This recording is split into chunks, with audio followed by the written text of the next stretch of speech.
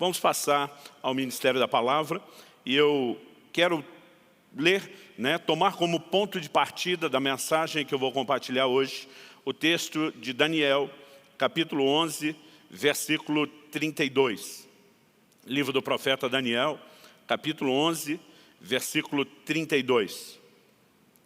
O texto sagrado diz assim: com lisonjas perverterá aqueles que violaram a aliança, mas o povo que conhece o seu Deus se tornará forte e ativo. Outras versões optaram por se tornará forte e fará proezas, em vez de apenas a menção de ser ativo. Bom, eu quero isolar essa frase: o povo que conhece seu Deus se tornará forte e ativo ou fará proezas, do restante do texto. A palavra profética liberada por Daniel, ela obviamente apontava para um tempo específico, para um povo específico. Mas no meio dessa mensagem, ele faz uma declaração de um princípio: que o povo que conhece o seu Deus se tornará forte e fará proezas, se tornará forte e será ativo. E essa é uma realidade que nós encontramos ao longo da palavra de Deus, independente do tempo, do lugar, da época, de pessoas. Por exemplo, quando nós olhamos para as declarações do Novo Testamento, nós percebemos também a mesma ideia e o mesmo conceito dessa declaração aqui do livro do profeta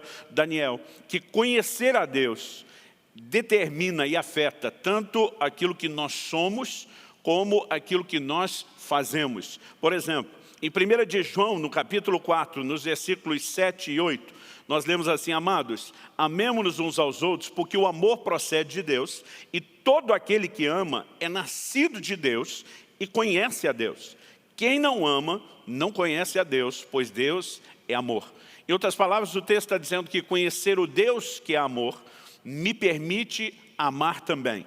Agora, quando eu não conheço o Deus que é amor, eu não consigo comunicar a revelação que provém do conhecimento do Deus que é amor a outras pessoas. Ou seja, conhecer a Deus vai afetar aquilo que nós somos e aquilo que nós fazemos. Quando a Bíblia diz que esse povo será forte e ativo, essa palavra traduzida forte, no original hebraico é shazak, ela significa fortalecer, prevalecer, endurecer, ser ou tornar-se forte, ser corajoso, ser firme, ou ficar firme, resoluto, persistente. Está falando, obviamente, de uma atitude. Mas quando o termo usado é esse povo será ativo, ou dependendo da tradução fará proezas, a palavra usada no original hebraico é asa. Ela significa fazer, manufaturar, realizar, fabricar, trabalhar, produzir, agir, executar, efetuar. Obviamente está falando a respeito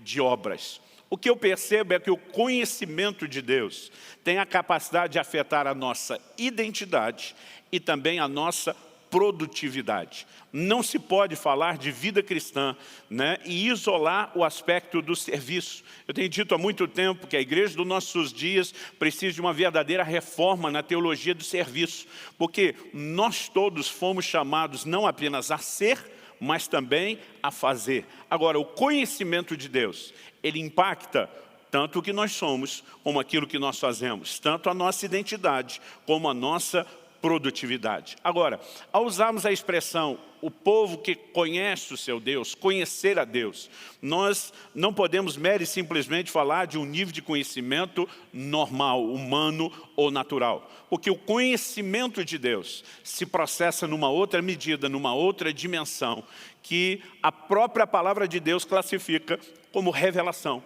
Por exemplo, quando o Senhor Jesus, em Mateus, no capítulo 16, lá em Cesareia de Filipe, começa a perguntar aos seus discípulos: quem dizem os homens ser o Filho do Homem? Em outras palavras, o que é que estão falando a meu respeito? O que é que estão dizendo acerca de mim? Eles respondem, uns dizem que é João Batista, outros dizem que é Elias, outros dizem que é Jeremias ou um dos profetas. Então o Senhor Jesus pergunta para eles: e vocês? Quem dizem que eu sou? A Bíblia diz que naquele momento Simão Pedro responde e diz: o Senhor é o Cristo, o Filho do Deus vivo. E é exatamente nesse momento que Jesus dá uma resposta. Bem-aventurado é você, Simão Barjonas, porque não foi carne e sangue que revelaram isso a você, mas o meu Pai que está nos céus. Aqui em Mateus 16, 17, Jesus está dizendo: Pedro, o entendimento que você teve a respeito de quem eu sou, não foi transmitido por carne e sangue. Ou seja, não foram pessoas que instruíram você ou que te comunicaram essa informação. Ele diz, foi o Pai que está no céu que revelou isso a você. Jesus chama isso de uma revelação. A palavra traduzida revelação no original grego do Novo Testamento é Apocalipse, o título que nós temos no último livro da Bíblia, que em algumas línguas, como por exemplo o inglês, ele foi traduzido, para eles chama revelação. Essa palavra Apocalipse, que significa revelação, significa remover o véu. É quando alguém que estava incapaz de ver alguma coisa, porque havia um impedimento na sua frente, ele tem esse impedimento removido. Isso significa revelação. Portanto, o tema da minha mensagem hoje é revelação, o caminho para a realização. Porque é apenas esse nível de conhecimento de Deus, o conhecimento por revelação, que nos permite de fato entender quem Ele é. Agora, o que nós percebemos nessa declaração do texto de Jesus é que sempre há uma contrapartida. Diante de toda a revelação que nós temos de Deus, nós também teremos uma revelação a respeito de nós mesmos. Olha o que o próprio Senhor Jesus diz no versículo seguinte, depois de dizer a Pedro, não foi carne e sangue quem revelou isso a você, foi o meu Pai que está nos céus. O Senhor Jesus diz no verso 18, também eu lhe digo que você é Pedro. Esse também eu lhe digo, quero apresentar minha leitura disso como, agora é a minha vez. Você, Pedro, teve uma revelação a meu respeito, entendeu quem eu sou. Agora deixe-me fazer uma revelação a seu respeito, para que você entenda quem você é. Então o texto 18, o verso 18 diz, também eu lhe digo que você é Pedro. E sobre esta pedra edificarei a minha igreja, e as portas do inferno não prevalecerão contra ela. Eu lhe darei as chaves do reino dos céus, e o que você ligar na terra terá sido ligado nos céus, e o que você desligar na terra terá sido desligado nos céus. Aqui nós não apenas entendemos que conhecer a Deus é algo que é classificado na Bíblia como revelação, mas que toda revelação de Deus produz uma revelação de nós mesmos. Essa declaração de Jesus a Pedro, ela tem sido mal entendida, mal explicada ao longo dos séculos. Muitas pessoas passaram a acreditar que quando Jesus olha para Pedro e fala a respeito da pedra sobre a qual a igreja seria edificada, que isso seria uma referência ao próprio Pedro. Nós sabemos que isso não é verdade. Em 1 Coríntios, no capítulo 3, no versículo 8, a Bíblia diz, ninguém pode lançar outro fundamento, além do qual já foi posto, o qual é Jesus Cristo. Nós sabemos que Jesus é a pedra fundamental, é a pedra principal. Aliás, há um jogo de palavras no original grego, nesse versículo 18, onde Jesus diz, eu lhe digo que você é Pedro. A palavra no original grego é Petros, significa uma pequena pedra, um pedaço de rocha. Mas depois Jesus diz assim, e sobre esta pedra edificarei a minha igreja. Ele muda a palavra e ele usa a palavra agora Petra. Petra é uma grande rocha, é uma grande montanha. Aliás, é muito simbólico Jesus ter usado exatamente esse jogo de palavras enquanto ele estava em Cesareia de Filipe, diante de uma grande montanha. Nesse momento, Jesus não estava dizendo que Pedro era a pedra principal. Alguns defendem que a pedra principal é a revelação de quem é Jesus, mas nós podemos não apenas falar da revelação, mas da própria pessoa de Jesus. Por quê? O mesmo Pedro que ouviu isso diretamente do Senhor, quando instruindo, escrevendo aos cristãos para promover a instrução debaixo da inspiração do Espírito Santo, na sua primeira epístola, lá em 1 de Pedro 2, no verso 4, ele diz assim, chegando-se a ele, está falando de Cristo, a pedra que vive, outras traduções dizem pedra viva, rejeitada assim pelos homens, mas para com Deus eleita e preciosa. Também vocês, como pedras que vivem, dependendo da versão, pedras vivas, são edificados casa espiritual, para serem sacerdócio santo, a fim de oferecerem sacrifícios espirituais agradáveis a Deus por meio de Jesus Cristo. Pedro entendeu que Jesus é a pedra principal. a pedra viva, angular, mas que nós também somos pedras vivas e somos edificados sobre ele. Nem Pedro, nem nenhum de nós seria o fundamento ou a pedra principal, mas ele entendeu, nós seremos edificados sobre ele e somos o mesmo tipo de material. Quando Jesus está dizendo, eu sou a Petra e você, Pedro, é Petrus, ele não está diminuindo Pedro por se referir a Pedro como uma das pequenas pedras que seriam edificadas sobre ele. Ele está comunicando a Pedro uma revelação extraordinária. Pedro, você é feito do mesmo material que eu. Você é parecido comigo e juntos, você sendo edificado sobre mim com muitos outros, o reino de Deus, a igreja de Jesus, será edificada e estabelecida nessa terra. Eu olho para esse texto e particularmente fico empolgado com a revelação que o Senhor Jesus está produzindo e comunicando. Mas nesse momento o que nós aprendemos é que a revelação de Deus produz uma revelação de nós mesmos. Quando o apóstolo Pedro entende quem é Jesus, Jesus diz, agora eu vou permitir que você entenda quem é você. Interessante que nessa declaração que nós lemos, de 1 de Pedro, capítulo 2, ele fala desse entendimento de pedras vivas, para sermos o que? Edificados uma casa espiritual. Lá atrás Jesus estava falando sobre edificar a sua igreja. Agora ele está falando sobre sermos edificados como casa espiritual. E ele fala tanto de ser, identidade, como de fazer. Ele diz, para serem sacerdócio santo. Isso envolve identidade, aquilo que somos. Ele diz, a fim de oferecerem sacrifícios espirituais. Agora entra a parte do fazer, porque era exatamente isso que os sacerdócios faziam. Ofereciam os sacrifícios na velha aliança. Então, o entendimento de quem é o nosso Deus, de quem é o Senhor Jesus, vai produzir o entendimento de quem nós somos e daquilo que nós não apenas devemos, mas podemos fazer. Com isso em mente, depois de construir esse primeiro fundamento de que a revelação de Deus produz uma revelação de nós mesmos, eu quero fazer a distinção, de que há dois níveis distintos de revelação. Dois tipos bem diferenciados dessa revelação que nós temos de nós mesmos, depois de ter uma revelação de quem Deus é. A primeira delas é quando nós enxergamos nossas falhas e limitações como um contraste da revelação da grandeza de quem Deus é. E eu quero mencionar 3 exemplos bíblicos que eu gostaria que nós pudéssemos avaliar daqui a pouquinho. O primeiro deles é Gideão. Está lá em Juízes, no capítulo 6, no versículo 22, quando depois de o anjo do Senhor aparecer para ele. Essa expressão, o artigo definido, quando lemos na Bíblia o anjo e não um artigo indefinido, um anjo, há uma distinção. Quando lemos o anjo do Senhor, nós chamamos isso na teologia de uma teofania. É sempre uma manifestação, uma aparição limitada do próprio Deus. A reação de Gideão é de quem diz, eu vou morrer. Depois, em Isaías, no capítulo 6, quando o profeta também vê o Senhor assentado no seu alto sublime trono, serafins à volta do trono, proclamando a santidade dele, a reação de Isaías é idêntica à de Gideão. Ele diz, ai de mim que vou perecendo, porque sou um homem de lábios impuros e habito no meio de um povo de impuros lábios. E quando chegamos no Novo Testamento, em Lucas, no capítulo 5, no versículo 8, nós temos um outro momento envolvendo a interação de Pedro com o Senhor Jesus. Quando Pedro tem o seu barco requisitado pelo Senhor Jesus para que pudesse ensinar nele, mesmo depois de uma noite sem nenhum resultado na pescaria, talvez frustrado com aquela falta de resultados, Pedro cede o barco e o Senhor Jesus usa. No final, Jesus diz para Pedro, lança agora as redes para o lado. E nós temos o relato de uma pesca milagrosa.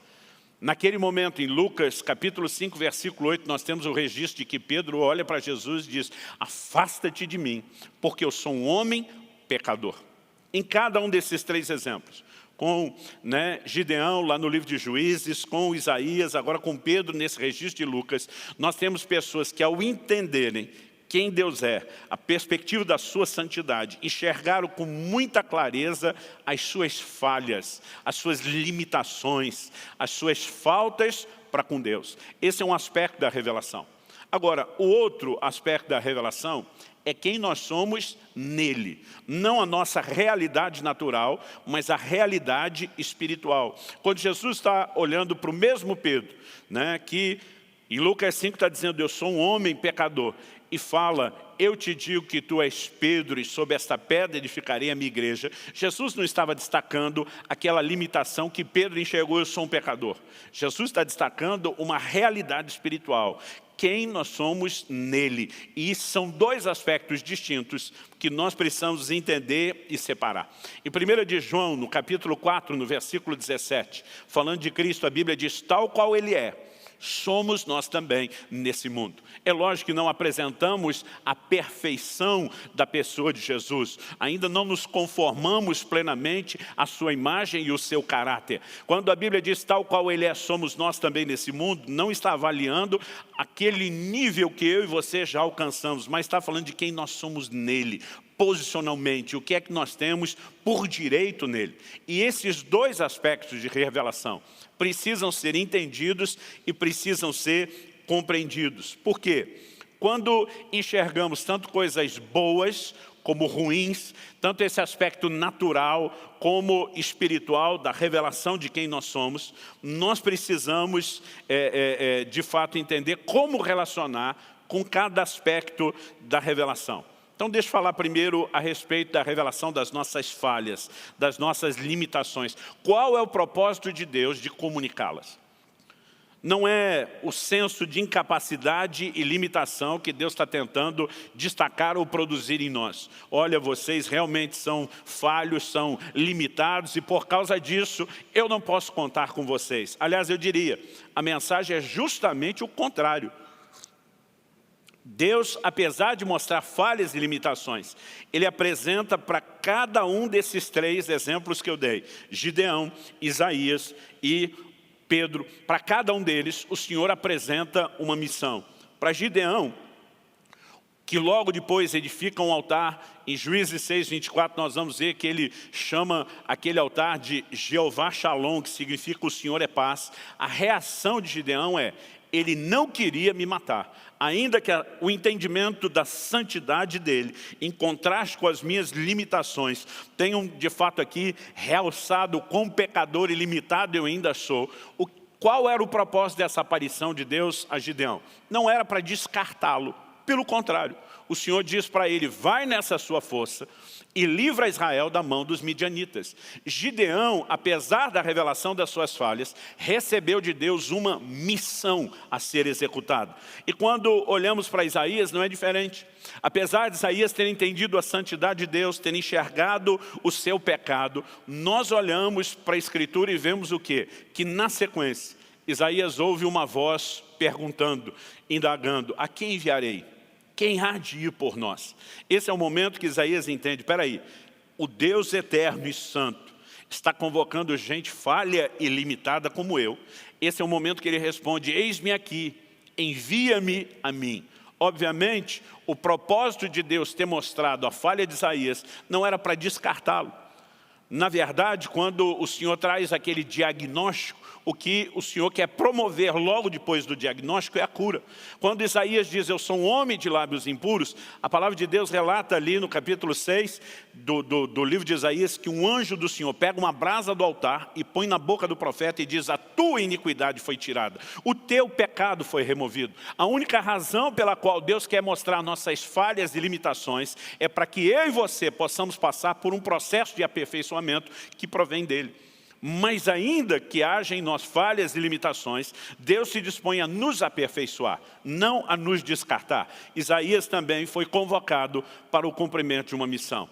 E quando nós olhamos para o nosso terceiro exemplo, o exemplo de Pedro, nós vemos que por ocasião da pesca milagrosa, depois que o apóstolo tem a revelação de quem é o Jesus sentado naquele barco, ele diz, afasta-te de mim que eu sou um homem pecador. Na sequência, Jesus diz, de hoje em diante, você será pescador de homens.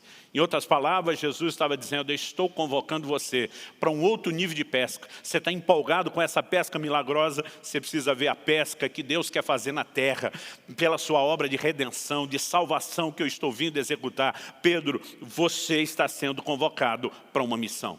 Todos os três, apesar de terem uma revelação, né, da sua condição falha, limitada, foram convocados para uma missão. Então, nós precisamos entender, é importante a revelação das nossas falhas e limitações? Claro que sim, sem ela jamais seríamos aperfeiçoados. O que nós não podemos, diante da consciência das nossas falhas e limitações, é achar que isso nos impede, não nos habilita a servirmos a Deus e a fazermos aquilo que Ele espera de nós. Esse entendimento é muito importante. Ao mesmo tempo, nós olhamos para a palavra de Deus e precisamos entender a revelação, né, de quem nós somos nele. E isso é algo que nos leva além, a transcender aquele lugar natural, humano de limitações, para entrar na expectativa de manifestações e de realizações sobrenaturais. Eu quero ler uma declaração do apóstolo Paulo em 1 Coríntios, no capítulo 15, nos versículos 9 e 10. Se você conseguir me acompanhar com a leitura bíblica, acredito que é um texto que merece que a gente olhe para ele com muito carinho.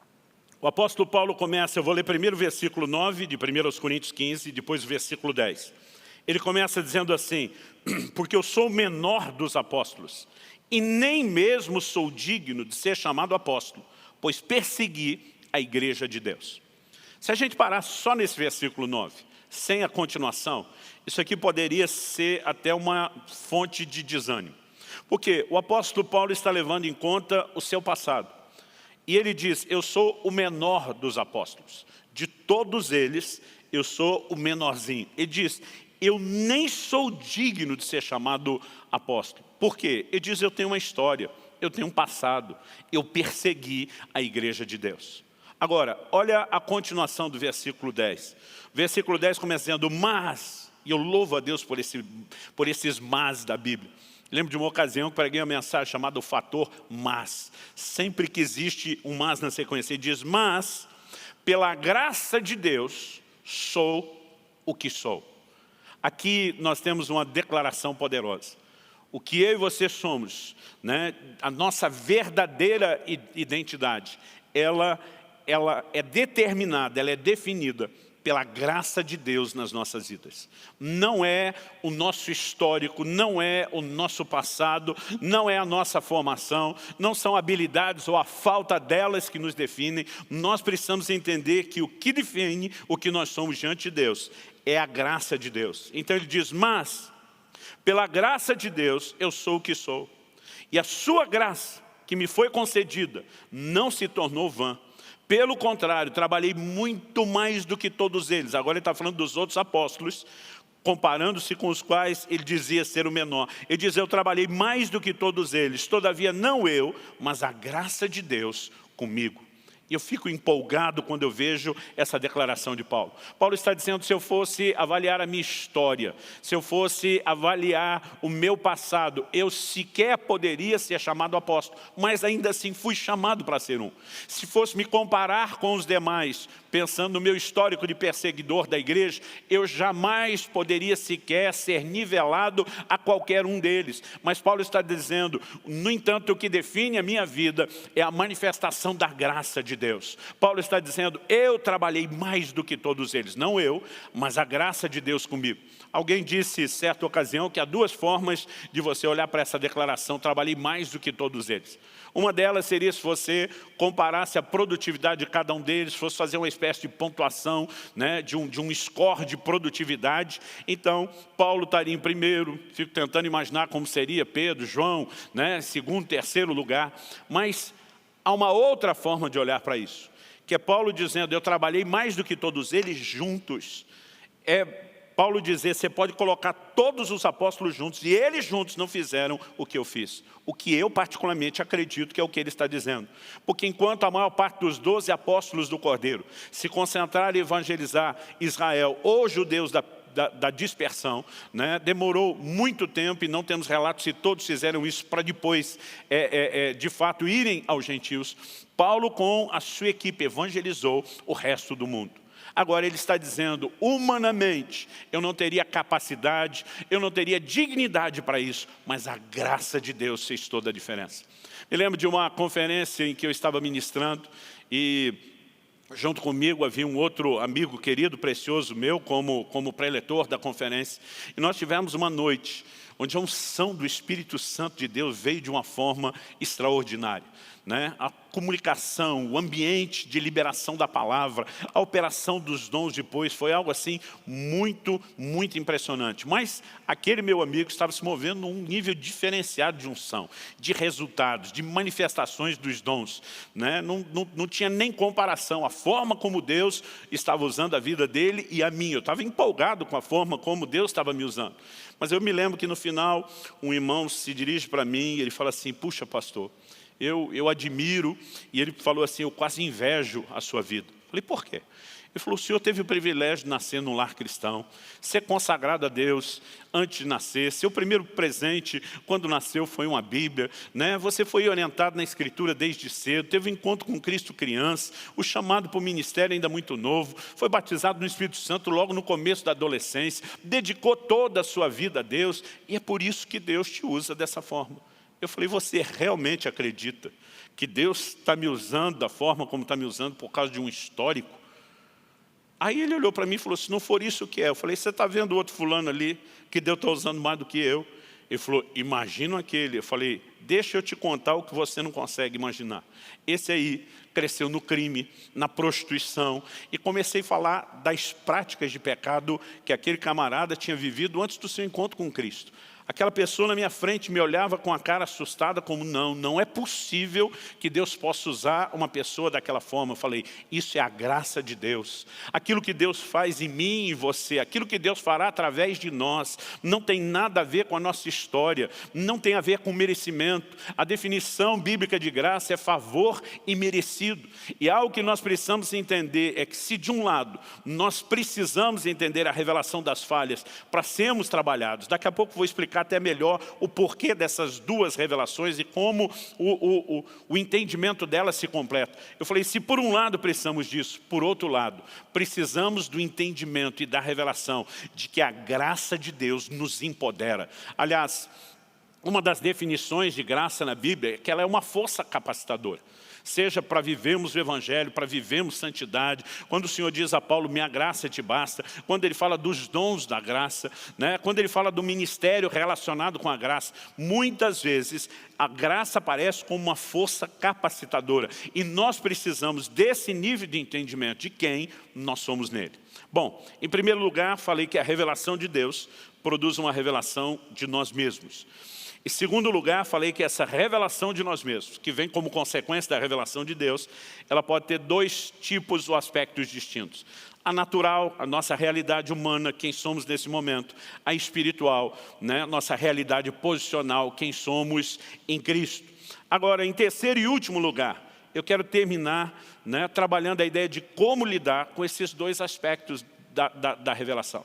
Por que os dois são importantes? Como os dois aspectos podem contribuir de uma forma conjunta para aquilo que Deus quer fazer em nós e através de nós. Em primeiro lugar, eu quero destacar que deve haver um equilíbrio entre fraqueza e força. O problema de alguns é que eles enxergam ou só a fraqueza e se sentem totalmente desqualificados, ou eles enxergam quem são em Cristo e a sua força, a ponto de muitas vezes migrarem para um outro extremo da soberba. Algumas pessoas, elas têm falhado justamente pela falta desse equilíbrio. É lógico, quando falo de equilíbrio entre fraqueza e força, que as duas coisas são importantes, não estou sugerindo uma espécie de yin-yang gospel, que nós precisamos misturar o positivo e o negativo. Nós estamos falando de dois aspectos distintos nos quais Deus está trabalhando. Perceber as nossas fraquezas nos permite ser trabalhados por Deus e não nos gloriarmos em nós mesmos. Quando Paulo diz: não fui eu, foi a graça de Deus, ele está dizendo: eu não tenho do que me gloriar. No final das contas, eu sei que foi a bendita graça de Deus e não eu. Em 2 Coríntios, no capítulo 12, nos versículos 9 e 10, nós lemos: então ele me disse: a minha graça é o que basta para você, porque o poder se aperfeiçoa na fraqueza. De boa vontade, pois, mais me gloriarei nas fraquezas, para que sobre mim repouse o poder de Cristo. Por isso sinto prazer nas fraquezas, nos insultos, nas privações, nas perseguições, nas angústias por amor de Cristo. Porque quando sou fraco, então é que sou forte. Paulo está dizendo que quando temos consciência da nossa fraqueza e das nossas limitações, esse é o momento de reconhecer a manifestação da graça de Deus, da graça que nos basta, da graça que nos capacita, da graça que nos sustenta, da graça que nos leva além de nós mesmos. E quando nós reconhecemos isso, não há espaço para que a gente se glorie, para que a gente se vanglorie a respeito de nós mesmos. Em 1 Coríntios, no capítulo 1, dos versículos 26 a 31, nós lemos assim: irmãos, considerem a vocação de vocês. Não foram chamados muitos sábios segundo a carne, nem muitos poderosos, nem muitos de nobre nascimento. Em outras palavras, Paulo está dizendo, dá uma olhada, dá uma conferida aí, de uma forma geral, nos irmãos que compõem a nossa igreja. Ele diz, não são muitos os sábios segundo a carne, de intelecto e estudo, os poderosos, os de nobre nascimento. Aí diz, pelo contrário. O que significa o contrário? Nós sabemos que ele está dizendo, a maioria de nós não tem muito estudo, não são poderosos nos negócios ou de famílias proeminentes. Ele diz, não temos nobre nascimento. No entanto, ele diz, pelo contrário, ele reconhece a distinção da origem da maioria das pessoas, mas diz, Deus escolheu as coisas loucas do mundo para envergonhar os sábios, e escolheu as coisas fracas do mundo para envergonhar as fortes, e Deus escolheu as coisas humildes do mundo e as desprezadas e aquelas que não são, para reduzir a nada as que são, a fim de que ninguém se glorie na presença de Deus. Depois ele vai dizer no verso 31, que se alguém se gloriar, que se glorie no Senhor. O que é que nós entendemos a partir disso? Deus, de fato, escolheu as pessoas fracas para confundir as fortes ou as que se acham fortes. Deus escolheu as coisas loucas do mundo para confundir as sábias. Porque o que Ele quer é que no final das contas todo mundo saiba que não tem nada a ver com aquilo que nós somos naturalmente, mas com o que Ele fez em nós e através de nós.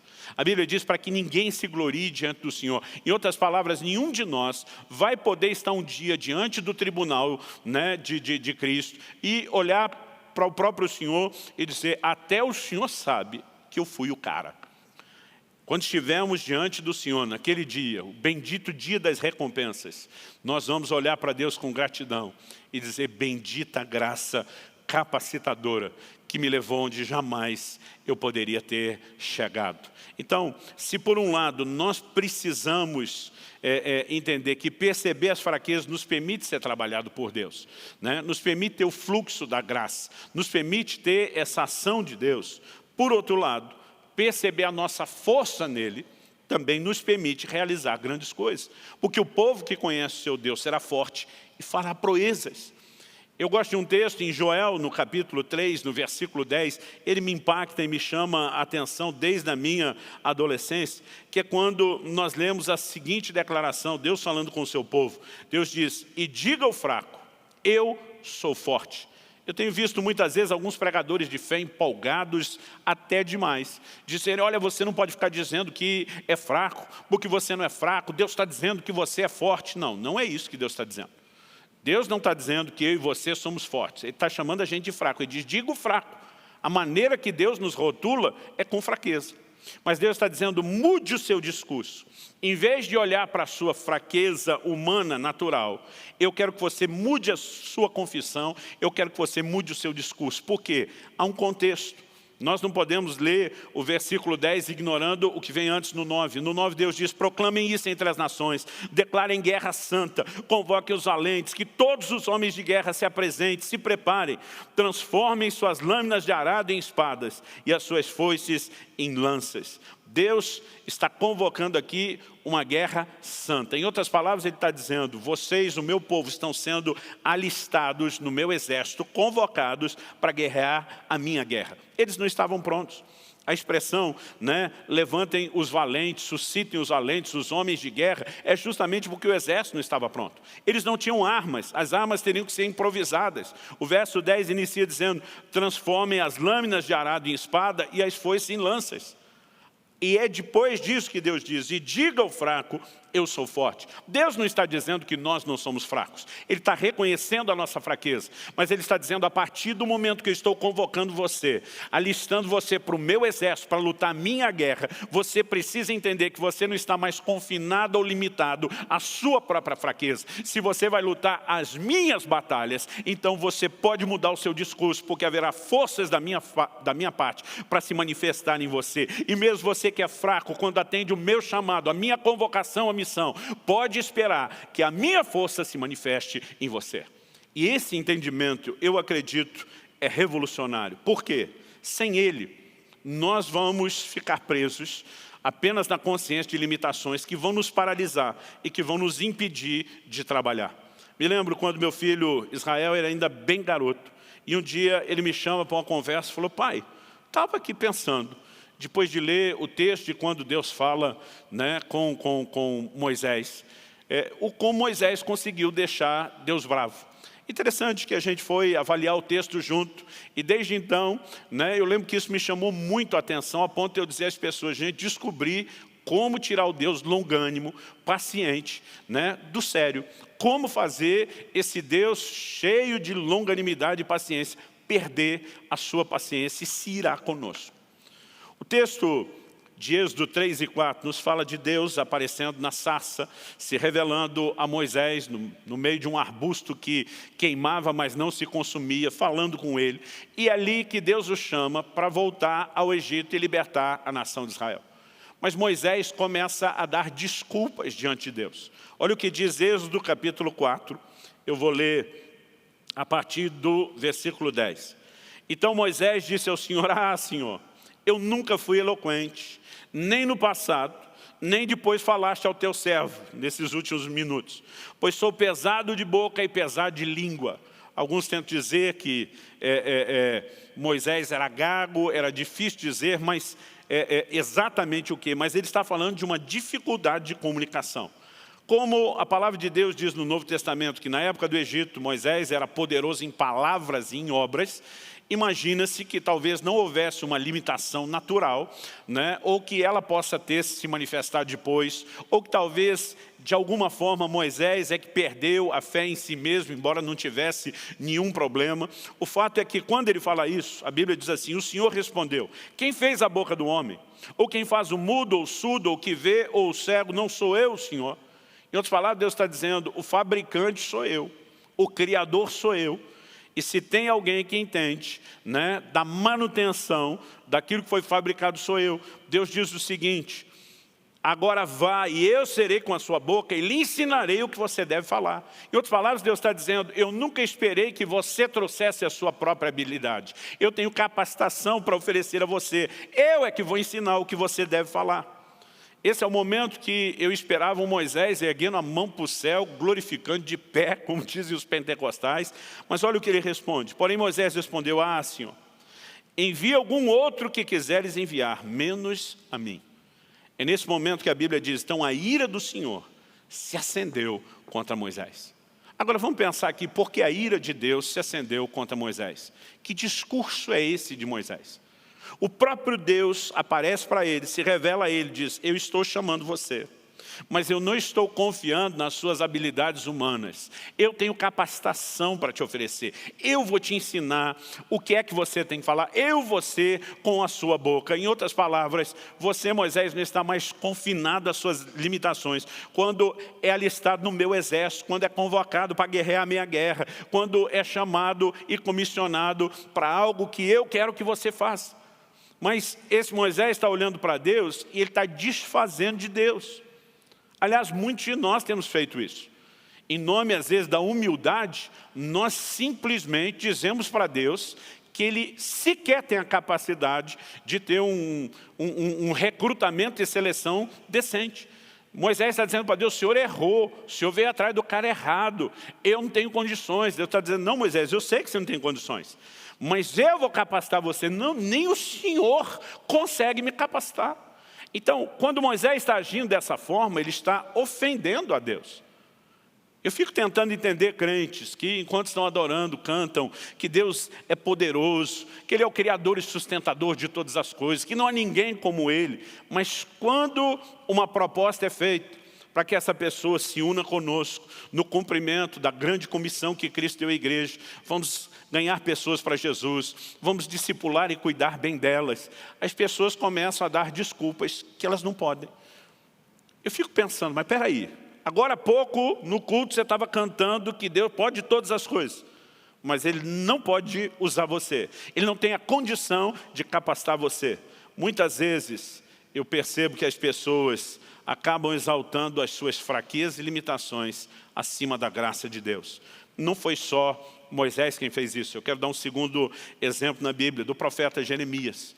Em Jeremias, no capítulo 1, verso 4 a 9, nós lemos: a palavra do Senhor veio a mim dizendo: antes de formá-lo no ventre materno, eu já o conhecia. Antes de você nascer, eu o consagrei e constituí profeta às nações. Então disse eu, agora é a resposta de Jeremias: ah, Senhor Deus, eis que eu não sei falar, porque não passo de uma criança. De novo, alguém dando desculpa e tentando exaltar a sua limitação ou incapacidade. O texto diz: mas o Senhor me diz, não diga, não passo de uma criança, porque a todos a quem eu enviar você irá, e tudo que eu lhe ordenar você falará. Não tenha medo de ninguém, porque eu estou com você para livrá-lo, diz o Senhor. Depois o Senhor estendeu a mão, tocou na minha boca, e o Senhor me diz: eis que ponho as minhas palavras na sua boca. Gente, isso é algo extraordinário. O Senhor está dizendo: eu não dependo da sua habilidade. Deus está dizendo: Jeremias, antes de você nascer, antes de você ser dado à luz, eu já o consagrei profeta às nações, eu já ungi. Então Jeremias está dizendo: eu não passo de uma criança.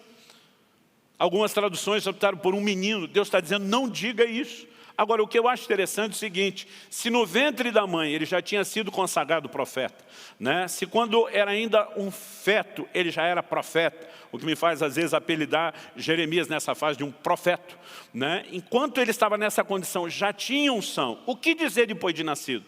A palavra aqui, não passo de um menino, está falando não da criança recém-nascida, da criança que cresceu um pouquinho mais. Então, nesse momento, ele era ainda muito mais profeta do que quando estava no ventre da mãe, do que quando tinha nascido e dado o seu primeiro choro. Já tinha capacidades e habilidades humanas melhoradas e desenvolvidas, mas ainda assim, Deus fala com ele a mesma coisa que falou com Moisés. Ele diz: verso 9, eis que ponho as minhas palavras na sua boca. O Senhor estende a mão, toca na boca dele e diz: eu estou colocando as minhas palavras. Eu não estou esperando que você faça isso de si mesmo. Muitas vezes eu olho para pessoas que ao longo de toda uma caminhada cristã não estão entendendo o serviço que deveriam realizar, não estão cumprindo nenhum tipo de chamado, não se dispõem a evangelizarem, não se dispõem a cuidarem, não querem assumir a liderança de uma célula, não querem liderar ninguém, e o tempo todo elas estão desfazendo de si mesmo. E o pior, muitos fazem isso em nome da humildade. Não, pastor, eu não sou nada, eu não sou ninguém, achando que com isso estão se posicionando como gente humilde. Querido, deixa eu te dizer uma coisa: nós precisamos mudar o nosso conceito de humildade. Humildade na cabeça de muita gente virou autodepreciação.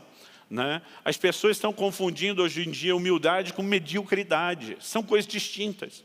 Eu gosto de uma frase do grande escritor C.S. Lewis que diz: humildade não é pensar menos de si mesmo, é pensar menos em si mesmo. Qual é a diferença? A diferença é que você não precisa se depreciar, é só você sair do centro. Por exemplo, se eu chego aqui no púlpito dizendo: gente, eu sou uma pessoa tão humilde, mas tão humilde, que eu sou um exemplo de humildade, eu acredito que a grande maioria, se não fosse todo mundo, a grande maioria das pessoas ia olhar e dizer: de jeito nenhum que esse cara é humilde. Por que deduziriam isso? Pelo fato de eu estar dizendo que sou humilde, porque as pessoas pensam que é humilde não pode dizer que é. Quem é humilde se deprecia, nunca se promove. Agora, se esse conceito nosso estiver certo, vamos pensar a respeito de Jesus? Porque lá no Evangelho de Mateus, no capítulo 11, Jesus se levanta e ele se apresenta como um exemplo e um modelo de humildade. Ele diz: aprendei de mim, que sou manso e humilde de coração. Jesus não só está dizendo: eu sou humilde, mas ele está dizendo: eu sou o modelo e a referência de humildade para você. Se o que nós pensamos está certo, então Jesus não era humilde. Agora, como nós sabemos que é porque a palavra de Deus diz, então temos que deduzir que o que nós pensamos é que não está certo. Nós temos imaginado que uma pessoa humilde, nós de alguma forma relacionamos isso só com fraqueza. Agora, gente, olhe para o ministério de Jesus. No primeiro sermão público, ele se apresenta e diz: o Espírito do Senhor está sobre mim. Ele me ungiu para curar, para libertar, para evangelizar, para proclamar. Em outras palavras, o Senhor está dizendo: eu sou o cara, o enviado de Deus, que tem uma provisão para tocar e mudar a sua vida. Agora, Jesus, embora não pensasse menos de si, ele pensava menos em si, porque ele dizia: eu só falo o que eu ouço meu Pai falar. Eu só faço aquilo que eu vejo meu Pai fazer. A Bíblia diz em Atos 10:38, Deus ungiu a Jesus de Nazaré com o Espírito Santo e poder, o qual andou por toda a parte fazendo bem, curando os oprimidos do diabo, porque Deus era com ele. Ou seja, ele não fez nada de si mesmo, mas debaixo do poder, da unção do Espírito Santo e da capacitação do Pai. Algo que nós precisamos de fato entender e compreender é que muitas vezes, em nome da humildade, estacionamos no lugar de mediocridade, de autodepreciação e não estamos de forma alguma alinhados com o Evangelho. Ainda para terminar essa ideia, que estamos no nosso terceiro tópico, falando de como lidar com os dois aspectos da revelação, eu quero chamar sua atenção para um outro ponto importante. Quando a Bíblia destaca as fraquezas daquele que Deus chamou, nunca é para trazer a ideia de empecilho. Olha, por causa disso não puderam. Nós vimos que Gideão enxergou suas falhas, o Senhor apresentou a missão. Nós vimos que Isaías enxergou suas limitações e o Senhor o convocou para uma missão. Nós vimos que Pedro se enxerga pecador e o Senhor o convocou para uma missão. Ou seja, quando Deus comunica falhas e limitações, nunca é para dizer, por causa disso você não pode. Pelo contrário, apesar disso, eu vou manifestar o meu poder em você e você vai descobrir que comigo você pode.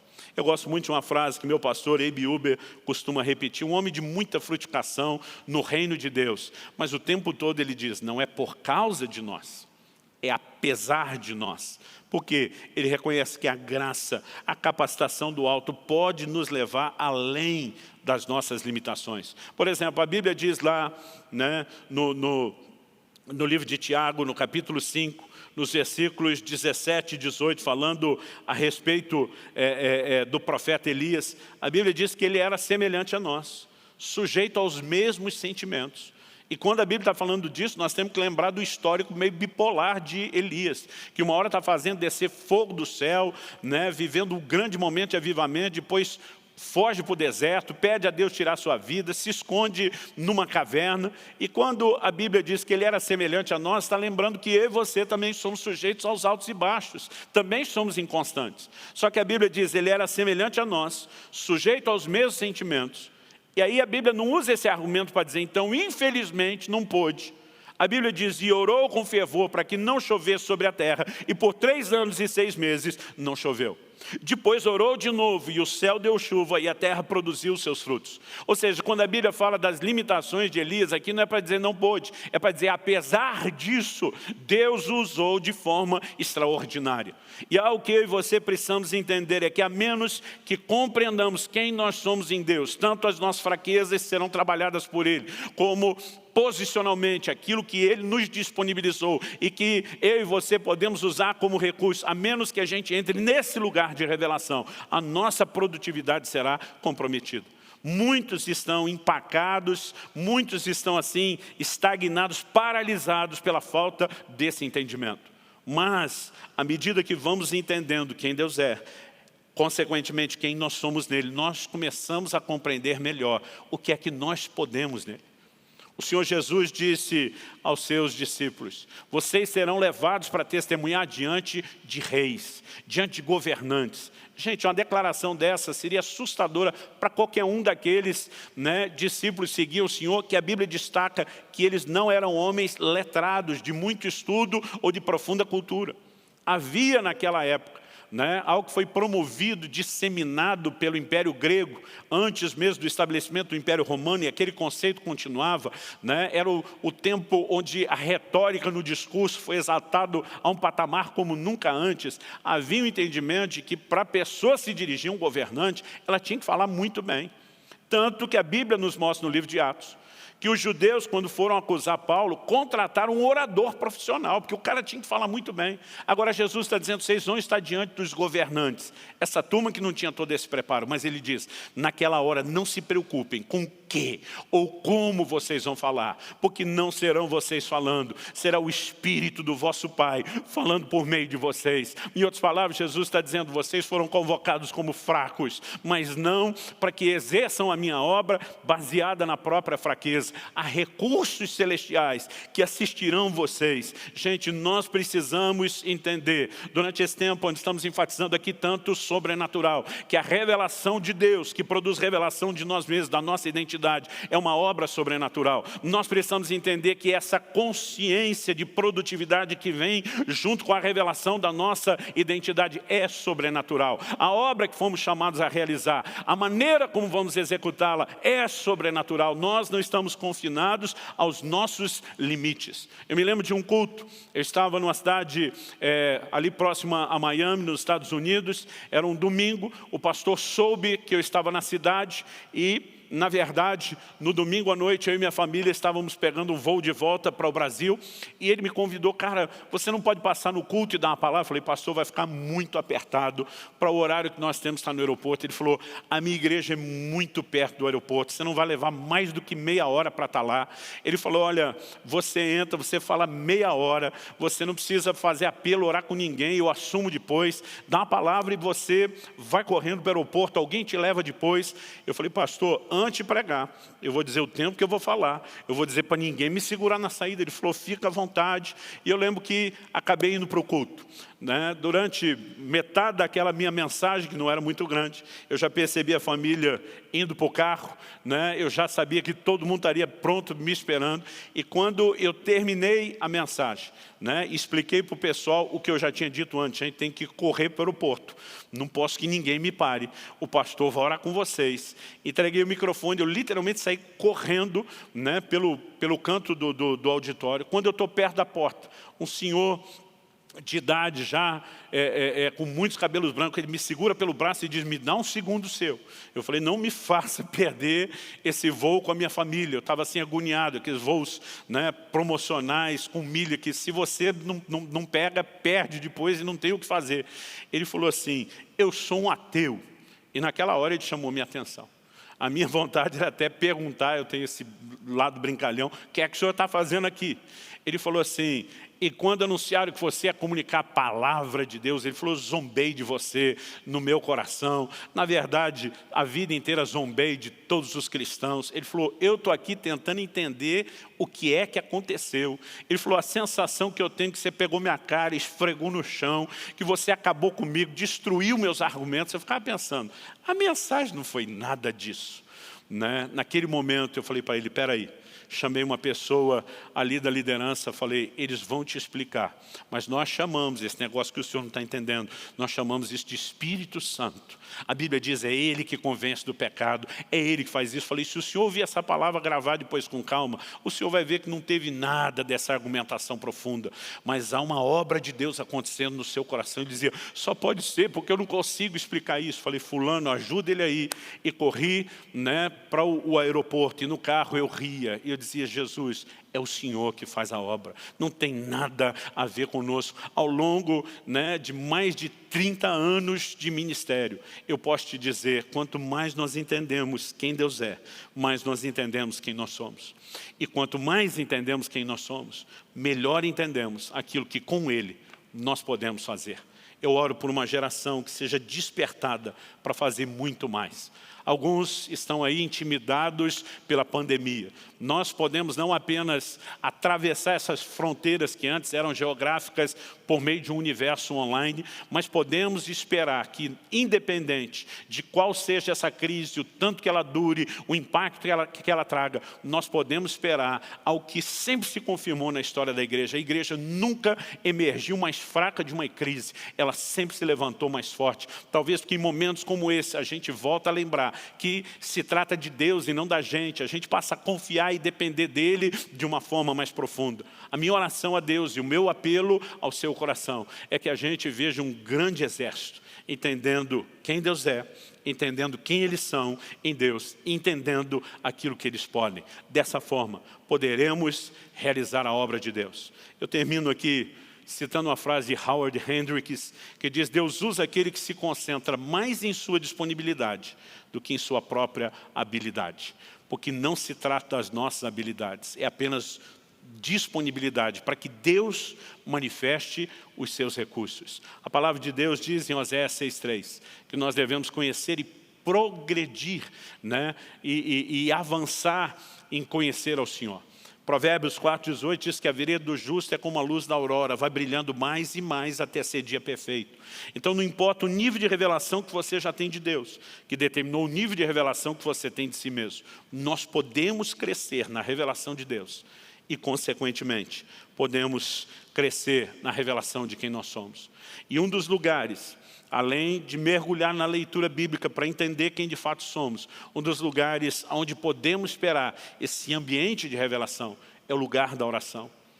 Em Jeremias 33,3, o Senhor diz de uma maneira muito clara, muito específica: invoca-me que te responderei. Mas ele não parou aí, porque oração não é só eu invoco, Deus ouve, eu peço, Deus atende. Ele diz: anunciar-te-ei coisas grandes e ocultas que tu não sabes. O ambiente de oração é um ambiente de revelação. A minha oração é que esse entendimento te ajude a crescer e frutificar.